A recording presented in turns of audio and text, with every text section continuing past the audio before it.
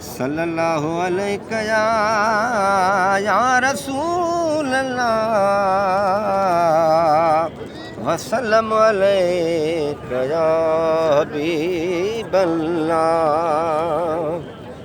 आकाश का तुझा सरेआम आयूं तो ते पढ़ंदा सलातो सलाम आयूं तो ते पढ़ंदा सलातो सलाम आयूं। आकाश का तुझा सरेआम आयूं तो ते पढ़ंदा सलातो सलाम आयूं तो ते पढ़ंदा सलातो सलाम आयूं। मिठो विरदो आहे खुदा खुद पढ़े थो। मिठो विरदो आहे खुदा खुद पढ़े थो। सदके दुरूदन जे बेड़ो तरे थो। ख़ासि रब जो मिलल ठाहे नाम भायूं तो ते पढ़ंदा सलातो सलाम आयूं साईं तो ते पढ़ंदा सलातो सलाम आयूं। आका आशिक तुझा सरेआम आयूं तो ते पढ़ंदा सलातो सलाम आयूं।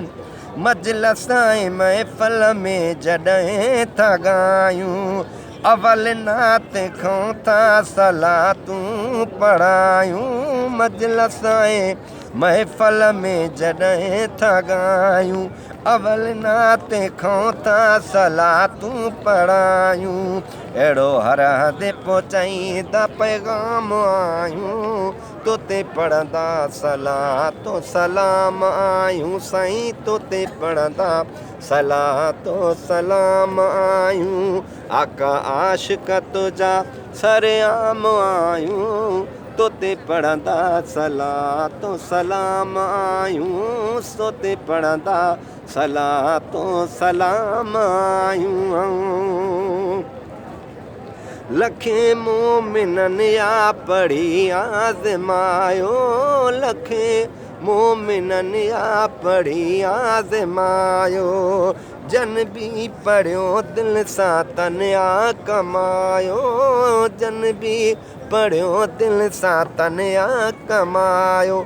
चुमी अखड़नि ते रखंदा कलाम आयूं साईं तो ते पढ़ंदा सलातो सलाम आयूं साईं तो ते पढ़ंदा सलातो सलाम आयूं।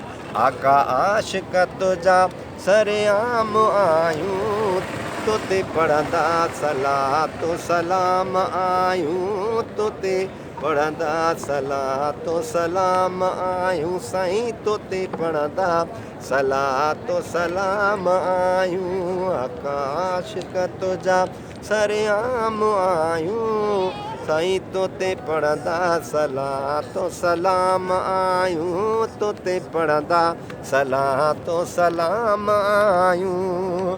नंढड़नि ऐं वॾड़नि खे विरदो पको आहे। नंढड़नि ऐं वॾड़नि खे विरदो पको आहे। इरशाद बासी बि पढ़ंदो यको आहे। इरशाद बासी बि पढ़ंदो यको आहे। कंदा महसूसु ॾाढो आराम आयूं कंदा महसूसु ॾाढो आराम आयूं तो ते पढ़ंदा सलातो सलाम आयूं साईं तो ते पढ़ंदा सलातो सलाम आयूं तो ते पढ़ंदा सलातो सलाम आयूं।